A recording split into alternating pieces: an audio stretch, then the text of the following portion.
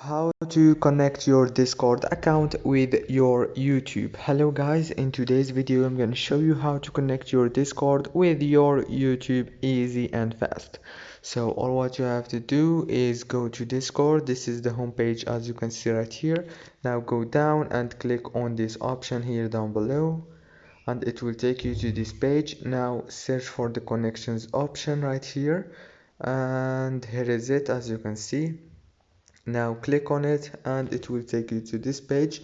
Now right here make sure to click on the top corner on the add option.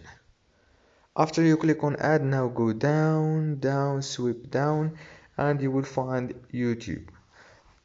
Click on it and you will be able to connect it easy and fast.